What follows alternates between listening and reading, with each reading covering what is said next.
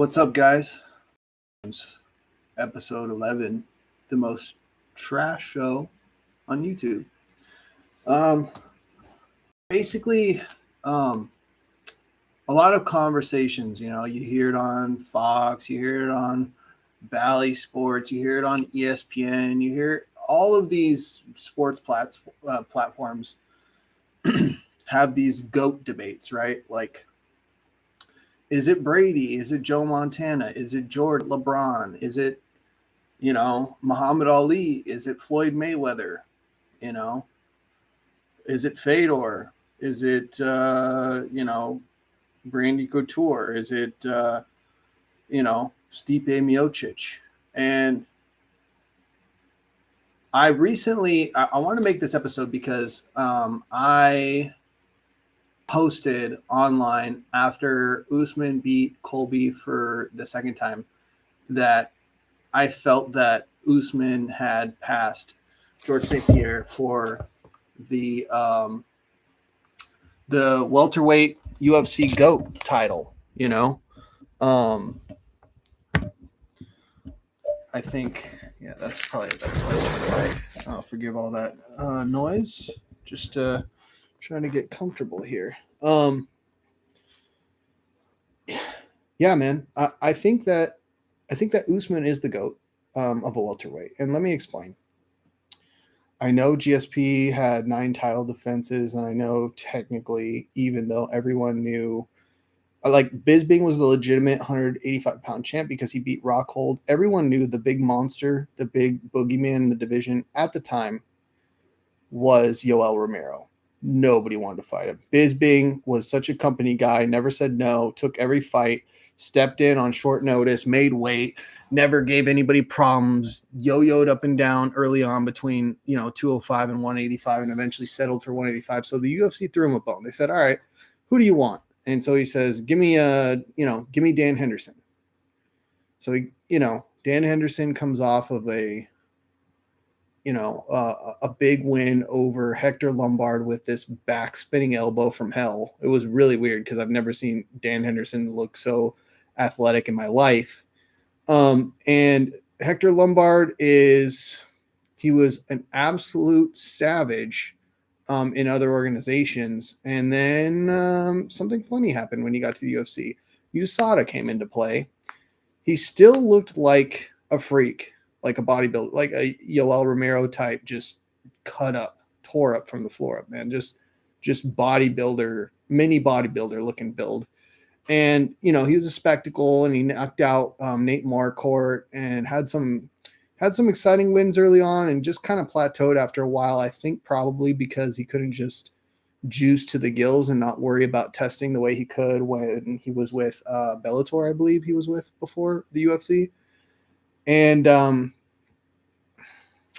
maybe it was Strikeforce. I can't even remember, man. It was a while back. But, kind of a name. MMA enthusiasts really knew about this guy. Dan knocks him out, and he gets a title shot. Leapfrogs over Yoel Romero, who's the clear number one guy in division. Also, Gegard Mousasi was still in the UFC at the time. He didn't get a title shot because he just doesn't talk shit, doesn't market fights. Real boring guy on the mic. Great, like, unbelievable fighter at 185 pounds, but just for whatever reason, just never accrued a fan base, never really, like, got people excited for stuff. Like, when you saw him fight, you're like, whoa, who is this guy? But then, when he's at the podium and the other guy's talking shit, he's like, well, we'll see what happens when we get in the octagon. And that's what he said every time. And that's not a really great way to sell fights. I mean, look at Conor McGregor. The guy's in a title fight or a big money fight every time he gets on, he headlines every pay-per-view. And, he's been basically getting his ass beat for, I don't know, 4 or 5 years straight now, with the exception of, like, a Nate Diaz win here and a Cowboy over the hill Cowboy win there, outside of guys that are really past their prime, it's because he knows how to sell fights. He knows how to get people excited. So I digress. Dan Henderson gets the title shot. Bisping defends it. Controversial. Bisping was outpointing him and Dan knocked him down a few times or whatever. So technically he gets a title defense. And that's the 185-pound champ that GSP beat, that people like to argue, well, he beat a 185-pound champ. Listen, Bisping ain't no slouch, and he's always been in the mix. He's always been top 5, top 10 territory in both divisions, by the way, 205 and 185 when he was fighting. But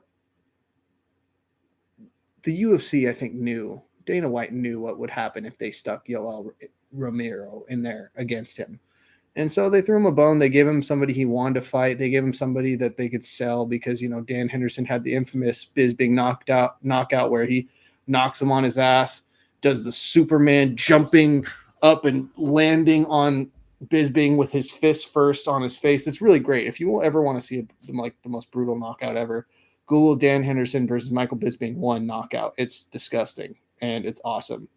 But that's the main thing I saw people use is 9 title defenses, and he took the 185-pound belt. And I think Bisping knew that Yoel Romero was 100% going to be the next guy.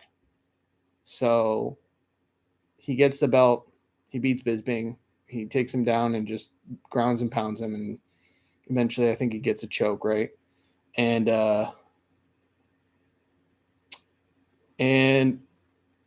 then he instantly retires again. So while that is amazing, considering GSP, to my knowledge, his entire career fought at 170, at least in the UFC, comes out of like a 2 or 3 year hiatus, semi-retirement after Johnny Hendricks got robbed and beat his ass in title fight. Don't at me. That's what happened. Look at GSP's face after that fight. Look at the strike count. Honestly, everything in that fight, GSP got some home cooking with those judges, man. But, he retires after that fight. I think he kind of sees the pack catching up to him. He sees people in the UFC catching up to him skill-wise, talent-wise. He was, I'm not going to lie, he was pretty far, I don't want to say far ahead, but he was pretty well ahead of the pack after he got Matt Hughes and Matt Serra out of the way. Now, early on, don't forget, this guy got the title shot and lost to Matt Hughes, who was an absolute animal, wrestling god. The first time he gets a bite at the apple, he comes back and he beats Hughes the second time. And then Matt Serra comes into the picture and knocks his ass out. Then after that first Matt Serra fight, he totally changed. GSP used to be one of the most exciting fighters, like, just ever. Like, he would throw wheel kicks. He would throw head kicks. He would he'd actually slug it out. He actually had really aggressive karate influenced and taekwondo influenced style of fighting that was like combination of like Wonder Boy Thompson and Max Holloway, for example. Just a really exciting guy to watch. And he lost to Matt Serra. Matt Serra was a little beefcake, jiu-jitsu savant, but also could hit real like a mule. But like his boxing wasn't A1. He didn't have like amazing Justin Gaethje, Dustin Poirier, Max Holloway level boxing. He wasn't like Diaz level boxing. He was just a dude that could hit hard, and he was built like a little bulldog, man. The guy was like 5 foot nothing and just like this broad and just a little beefcake. You see him, he looks like this little nasty, mad Italian New York dude that's just really solidly built. Small, but nobody messes with him. You know what I'm saying? So Matt Serra clips him, hits GSP behind the ear with a counter hook, and knocks him out, takes the belt. And does the infamous, oh snap, look at this. Like he's like looking like he's surprised and he's pointing down to the belt. He was never supposed to win that fight, but after that fight, GSP's style changed to a less exciting, less palatable style. I mean, if you watch outside of his last fight against Bisping, and after he gets the belt back from Matt Serra, when he takes him down and throws knees to his like kidneys and stuff, and he just kind of holds him on the ground, gets in side mount, side control, and then just like starts kneeing the crap out of Matt Serra, and then the ref waves it off. After that, all he did, and I know this is an oversimplification. I know he mixed in some leg kicks. I know he jabbed a lot. But you look at what he did to the competition, and GSP just, for the most part, it was everything was 1-2 or 1-2 leg kick. Everything was not, all of his strikes were not thrown with any violence, any urgency, any real threat, which he has, because early on we saw him knock dudes out. We saw the wheel kicks, we saw the crazy backspinning kicks, we saw the head kicks, we saw the aggressive striking, and he kind of muted all of that because what he found is, well, I have one of the best double leg takedowns in the game, maybe ever. And we discovered that's basically it's him and Khabib for basically who's the most effective takedown artist as far as getting guys on the ground and just being able to control the fight. It's between him and Khabib, right? That if you're going to say this is a guy that thrived using that technique, I mean, you got some other guys you could toss in there, maybe like a Ben Askren, who's really good at that. But then, you question the level of competition fighting in ONE and Risen and Bellator and all these other not UFC organizations. And GSP used that jab double leg style to essentially get takedowns in all of his rounds and secure judging. It was point fighting, but more boring than like a really technical, I'm going to strike and run away, hit and not get hit, kind of like on my bike the whole time, you're not going to touch me style of point fighting. Not like that type of point fighting, but like I get points because I take you down and you're not getting back up the rest of the round. And then he would stay just active enough to where the refs wouldn't stand them up, right? But the thing is, it's like, dude, if you have guys on the ground that often for that duration of time, so many decisions. I mean, like I said, after Matt Serra and before Michael Bisping, he went on like a 5, 6, 7 year period where he didn't finish a single fight. Every fight went to decision. Every fight went to the scorecards. Every fight. So we're talking about, okay, now you've regained the belt from Matt Serra, and now it's defend the belt time, right? Not, they say that great champions, especially in the UFC, are ones that are able to defend the belt over and over and over, meaning you not only do you get the belt, but you beat guys continuously and you don't lose the belt. So outside of Matt Hughes and Matt Serra, he gets the belt and he switches his whole style up because Matt Serra clipped him. And I think they worked on a game plan and it was very effective, and he was able to, I don't like using this term, but I mean, he is the king of lay and pray, meaning he's going to take you down. He's going to stay just active enough not to get stood up, and he's not going to put himself in any compromising positions. People that do jiu-jitsu, okay, catch wrestling, jiu-jitsu, sambo, anything that uses combines wrestling with submission, so any form of grappling, know that anytime you go for a submission, there's a counter to it. There's a counter to it, and then there's a counter to that counter. That's why a lot of times the great submission artists, if you look at how they do what they do, they explode. They know, they see an opening, they shoot something up. Anderson Silva comes to mind with the triangles. They see an opening, Chael Sonnen gets an opening, gets a little lazy, he shoots up a triangle, locks it in, boom. Another guy that comes to mind is Damian Maia. I mean, he has 1,000,001 ways to be able to take your back. Damian Maia gets rear naked chokes so frequently and easily. It's like guys, like you blink and he's on your back already.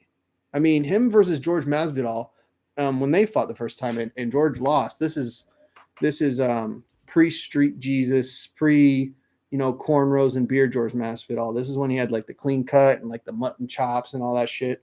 Like I don't know. He had some sort of, maybe it was like a goatee or something, but he definitely looks different now. But Maia was on his back for like almost the entire fight. He wasn't able to finish, but he literally like looked like he was getting a free piggyback ride for the whole time. He's able to take backs easily. Okay. So,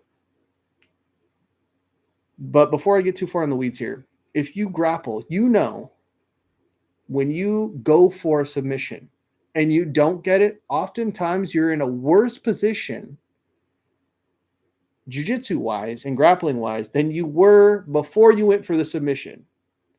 It's hard to explain to somebody who's never grappled before, but picture this, okay? You're going for an armbar, okay?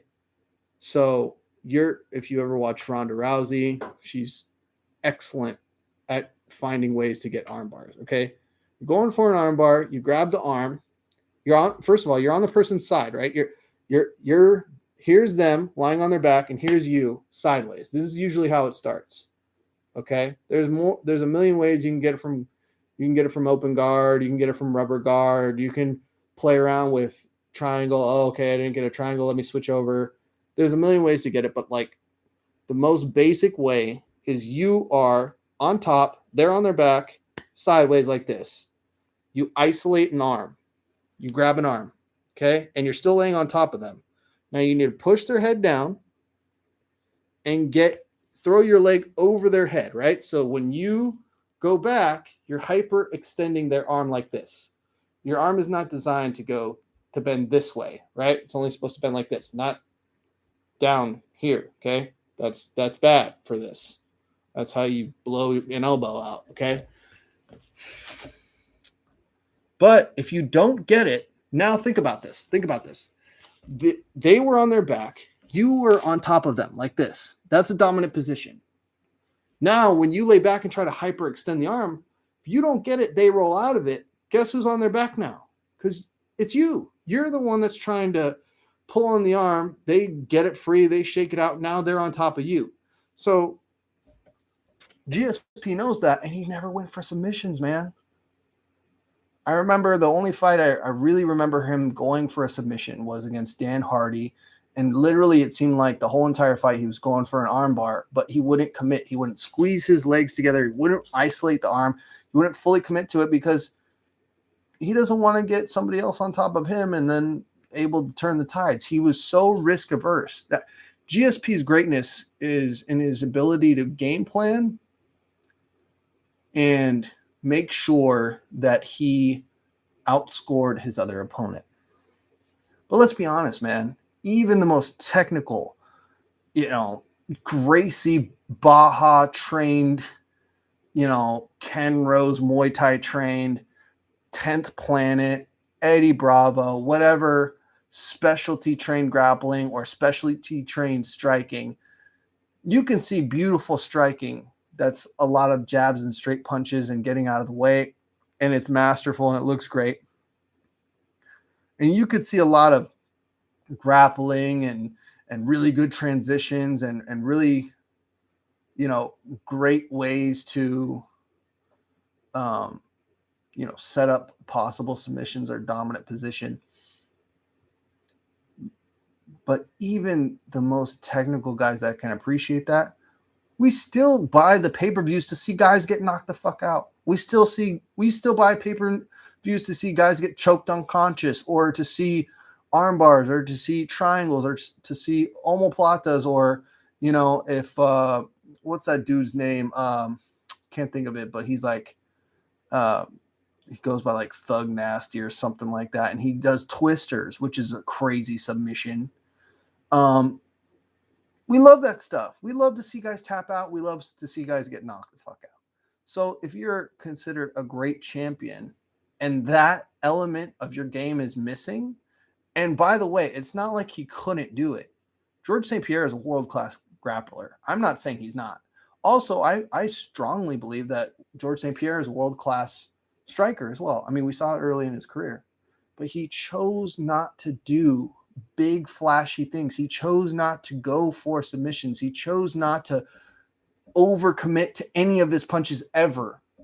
You know, every now and then it's cool to see a guy wind up a punch. If you smell blood in the water and the guy's kind of hurt, you can kind of go ape shit. And yes, once in a blue moon, you'll see some wild shit where the other guy he'll be on his way out.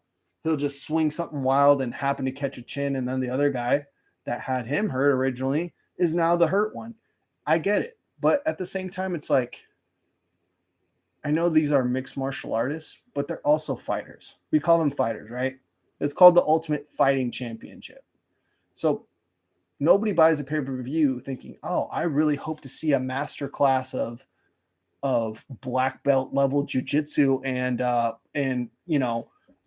world karate level point fighting. Like, no, dude. Like, you want to see dudes get knocked the fuck out. You know, that's why these guys lift all these weights. That's why these guys are hitting the heavy bag really friggin' hard. That's why these guys are they're training. Most guys are training to set up the big punch, or to set up the big counter punch, or to set up a submission if it comes to them on the ground.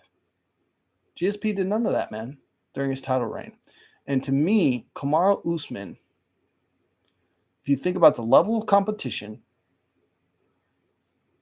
Woodley, Burns, Masvidal, Covington twice. And by the way, all of those fights were not close. The first Colby Covington fight was kind of close for a while. Okay? Was kind of close for a while. Then he broke his fucking jaw, man. You have to, and he finishes fights. I know he didn't finish the last Colby fight. I know one of the Jorge Masvidal fights was absolutely dog shit because all he did was hold him against the cage and stomp his feet. You know, that's a very Randy Couture GSP type way to win. But like overall, I would say the quality of opponent. I know GSP beat Jake Shields. Really, some really good guys in there. Johnny Hendricks, back when he was able to make weight, and before USADA came around, was an absolute savage. And the judges, he got away with one there, but a win is a win, right? I know Carlos Condit, natural born killer. He was amazing. He was one of my favorite fighters to watch for a while. And then after GSP beat him, it just kind of seemed like he lost a little bit of the flame. But Nick Diaz, I mean, these guys are GSP's beat some big names. But if you actually look at the guys he fought, when he fought them, and how he fought them, and in comparison to the guys now, how good the guys are now, I think it's not close. And I also think you have to give extra points to Kamaru because he's able to finish fights. He stays aggressive. He's looking to end things. By the way, Kamaru used to be limited. Like GSP was a freak athlete, an amazing striker, well-rounded coming into the UFC. I mean, dude walked in with a gi. You don't just get to walk in with a gi, man. You got to be real confident in what you do when you walk in with a gi in the UFC, with a black belt, by the way, letting everyone know, yeah, I do this shit and I'm high level, okay? Kamaru used to just be a really great wrestler. But to his credit, he's exponentially improved his striking to the point where now his past couple fights has mostly been stand-up. And also, by the way, he's dominating guys and beating guys that have been primary stand-up fighters their whole career, where just 4 or 5 years ago, Kamaru Usman was a Greco, real physical, stronger than you. I'm going to just overpower you and get you down kind of guy. Real improvements, man. He's getting more exciting as the years go on. GSP can't say the same. And I know we're talking about greatness, but to me, when I think of greatest in any sport, I think of how dominant in their era, because we can't really, we can't really compare athletes era to era because in every sport, every 5 to 10 years, the level of athleticism goes up. I mean, you could do this by watching sprinting in the Olympics, for example. You know, the guy getting third place now in the Olympics would have beat the guy getting first place, 10, 15, 20 years ago in the 100-meter dash, just because athletes are getting better. The technology is getting better, the nutrients is getting better, the training, the science is getting better. And this is across the board in all sports. Baseball, analytics is a thing. So they literally can fine tune these guys to hit the way they want them to hit, pitch the way they want them to pitch, and fine tune and tweak things because the athleticism is so good and it's only getting better, right? If we're being honest about this, Michael Jordan, probably the GOAT of basketball. I still have him as the GOAT. Some people say LeBron. Not mad at that take because, he's in the finals every other year. And, even though he doesn't have the amount of rings, he's just always there and always the best one on his team and always in the mix for MVP, right? But to me, it's probably Jordan because if you look at how much better he was and how dominant he was for the guys he was fighting in his time, or guys he was playing in his time, he didn't really have a whole lot of rivals. I mean, he had the early Pistons early on, but once he got Pippen, it was over, man. Y'all were just playing for second. It was like the competition, who gets to lose to Jordan in the finals. That's what we were doing in the NBA. So GSP is dominant in that he was able to find ways, or he found a way that nobody could figure out how to beat, right? But a lot of these guys, the Carlos Condit fight comes to mind, physically did more damage to GSP than GSP did to Condit. On the feet striking, Condit knocked his ass on the ground. Condit was piecing him up. But guess what? 2.5, 3 minutes through the round, every single round, Condit got put on his ass, couldn't find a way to get back up, and GSP just held him there. And guess what? He won the fight. So when you look at how Usman is winning, the level of opponents he's winning, I think Colby Covington is more well-rounded than most of the guys GSP fought because the Diaz brothers are not great wrestlers, great jiu-jitsu and good boxing. Okay. Jake Shields, great wrestler, not the best striker. Condit, 0 takedown defense. Hendricks is very well-rounded. Can't take that away from GSP. Matt Serra, that guy would not be a top 10 level 5. If you say, okay, this guy's got really good jiu-jitsu and is really good at it, has really powerful punching, that's a fringe top 10 guy. That's a guy that might have a shot to beat Neil Magny, but he's never going to get a championship with that kind of skill, with that package of skills. Powerful and then also really good on your back. Like, okay, that's,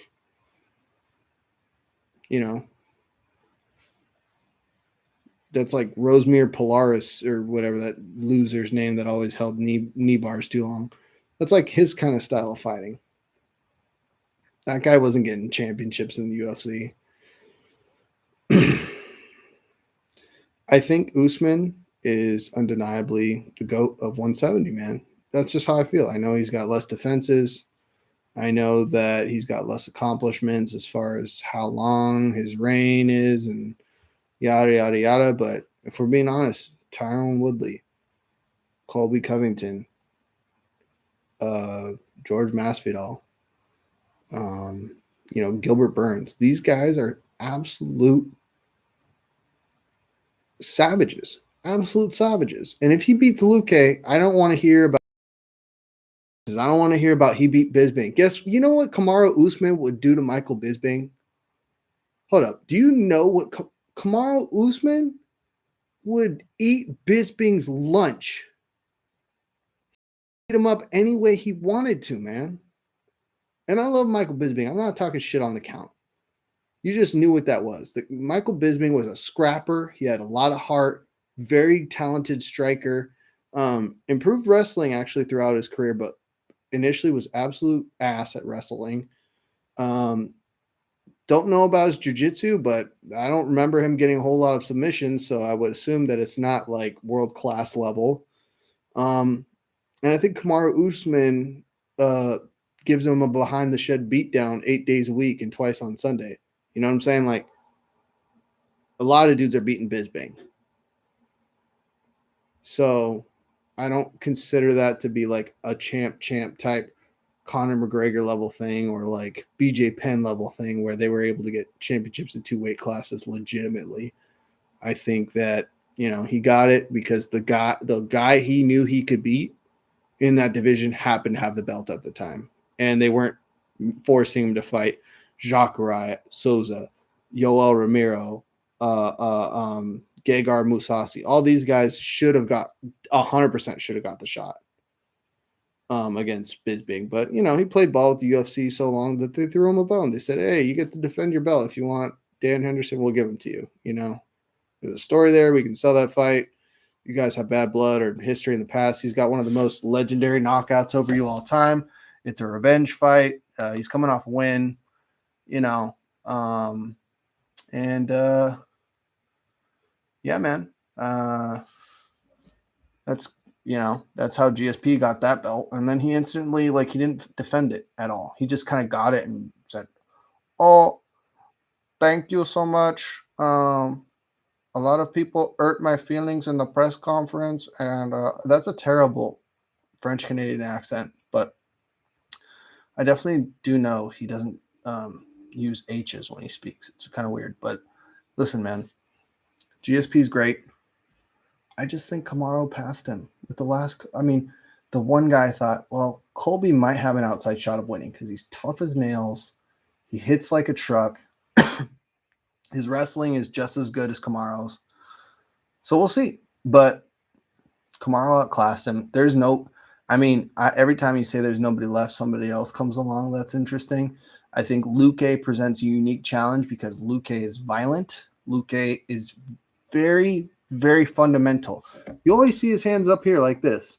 So he's never taken he's not a head movement guy, but he's blocking a lot with that.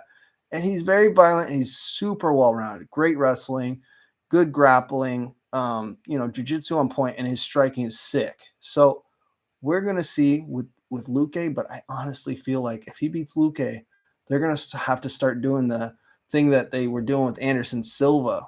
You remember that? Like mid-2000s Anderson Silva before he fought Weidman, they were giving him all kinds of, Chris Lieben.